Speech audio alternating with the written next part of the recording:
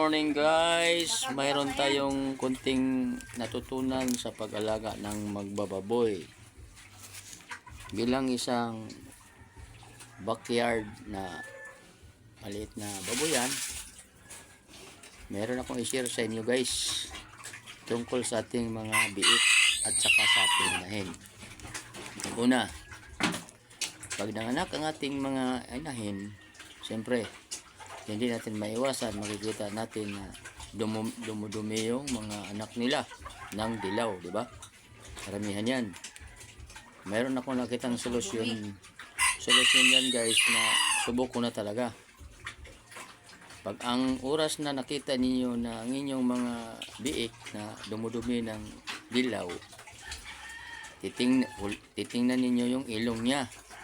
Kung may nakita kayo na parang mantika, ibig sabihin may sipon ubo yan. Yan tendency yan guys na mayroon siyang sipon ubo. Kaya ang lunas yan walang iba kundi ito. Rekomenda ko to sa inyo, subok ko na sa aking mga alaga. Ito ay isang powder, doxasalin. Ito doxasalin guys. Kita mo yung Ano? Magtanong lang kayo doon sa feeding station kung saan kayo malapit dyan. Ito, doxasalin. Ito yung ginagamit ko guys. Inaano ko sa maliit na sa pag sa inahan para hindi ka na mag-ano, kung pwede man, itong isang buo isama mo sa pagkain sa inahin. Pag hindi pa rin umubra, magbukas kayo nito, ilagay niyo sa maliit na baso, tapos i-mix niyo. Ngayon, painumin niyo yung mga beef niyo na ng 2 ml to 1 ml 3 times a day. 1 ml? 3 times a day guys, umaga, tanghali, hapon.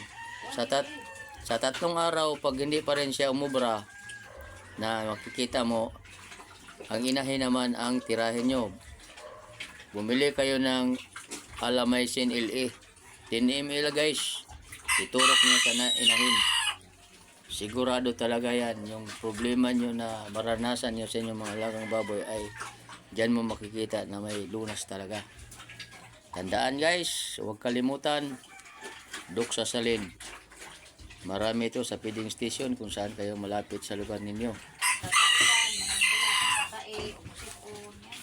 Ito, sama to sa nagtatae, sipon, ubo. Yan talaga kasi yung nagturo sa amin nito ay talagang eksperto na. 85 years old na po siya ngayon. Simula siya nagbababoy. Naging kaibigan namin, siya tumulong sa amin. Kaya naniwala kami sa kanya. Kasi totoo talaga. Ilang beses na yan nangyari sa mga inabi ko. Tulad nung naibenta ko yung nakaraang buwan.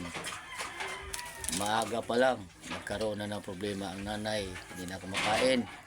1 linggo na. Kaya yung mga anak apektado, nagtatae.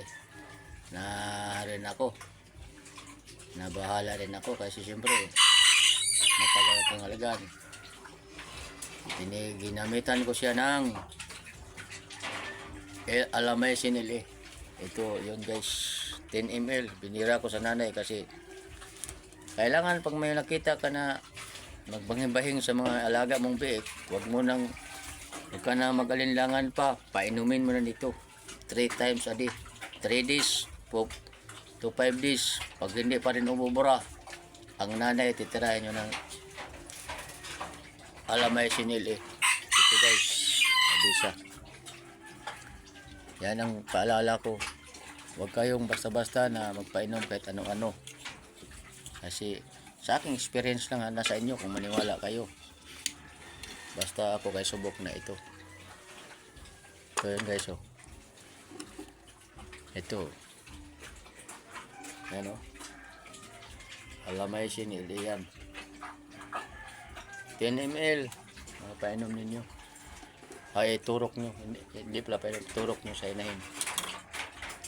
Ako, mayroon kong ito, yung isang pinok hanggang 10 ml yan, ituturo ko sa nanay. Sigurado yan. Kung hindi nyo kaya, magtanong kayo sa mga technician para sigurado kayo. Sa akin, hindi ko nirekomenda yan. Basta yan, experience ko lang.